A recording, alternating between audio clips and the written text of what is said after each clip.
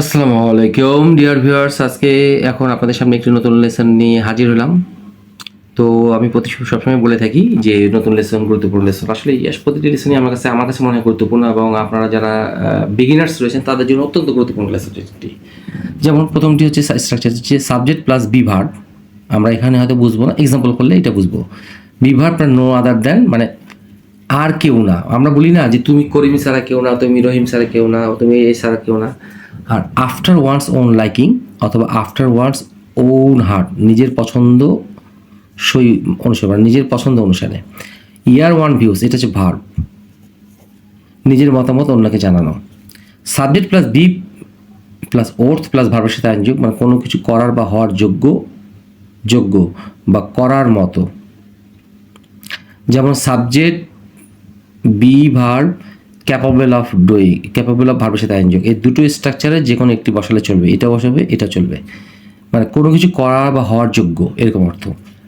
এই ফ্রেজটি অত্যন্ত গুরুত্বপূর্ণ। All Greek and Latin to somebody, SB equal to হচ্ছে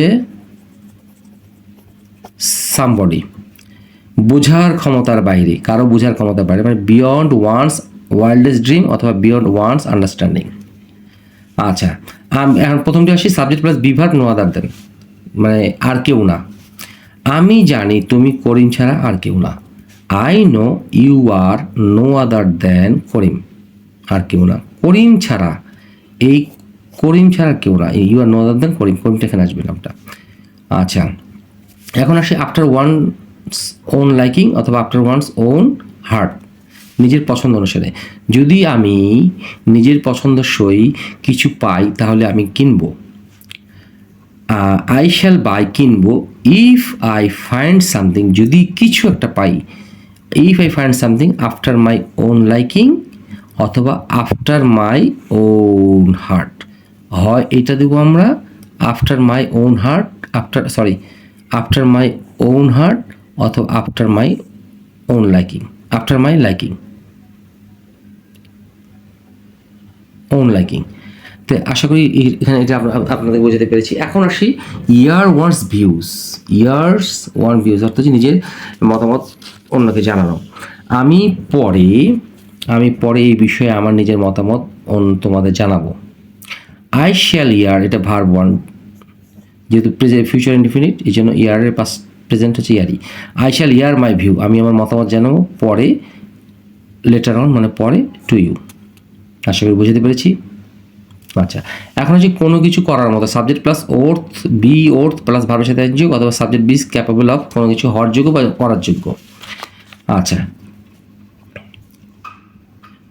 এই 4 নম্বর 5 নম্বর, শাড়িটি দেখার মতো।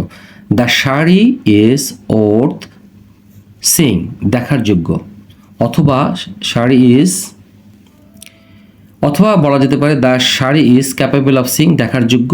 The sari is worth Singh, এটা দেখার মতো, মানে আমি দেখতে পারি বা কিনতে পারি, এরকম একটা অর্থের ব্যবস্থা হচ্ছে এটা। সিদ্ধান্তটি গ্রহণ করার মতো। The decision is worth accepting অথবা ওর্থ টেকিং, বা হ্যাঁ এটা করা যেতে পারে এইভাবে। আচ্ছা, এখন আসি আমরা all Greek and Latin to SB, কারো বোঝার ক্ষমতা বাইরে, বিয়ন্ড ওয়ান্স ওয়াইল্ডেস্ট ড্রিম অথবা বিয়ন্ড ওয়ান্স আন্ডারস্ট্যান্ডিং, কারো বোঝার ক্ষমতা বাইরে। এখন লাস্ট এক্সাম্পলটি আজকে এটা দিয়ে শেষ করতে যাচ্ছি। তার কথা আমার বোঝার ক্ষমতার বাইরে, his words are all Greek and Latin to me, his words are beyond my understanding, his words are beyond my wildest dream. তো তার কথা আমার বোঝার ক্ষমতার বাইরে। তো এইভাবে আমি আপনাদের সামনে এই লেসনটি উপস্থাপন করলাম, যাতে করে আপনারা খুব সুন্দরভাবে আপনারা এগুলো বুঝতে পারেন। আর একটা জিনিস মনে রাখবেন, কখনো যে খাতায় লিখে অবশ্যই আপনাদের এই জিনিসগুলো প্র্যাকটিস করতে হবে, অথবা ভালো না টেনে আপনাদের ভিডিওটা দেখতে হবে, ভালো করে লেসনটা দেখতে হবে, তাহলে কিন্তু আপনারা সুন্দরভাবে ইংরেজিতে লিখতেও বলতে পারবেন, নতুবা অনেক কষ্ট হবে আপনাদের। তো সেই প্রত্যাশায় ভালো থাকবেন, সুস্থ থাকবেন। আসসালামু আলাইকুম।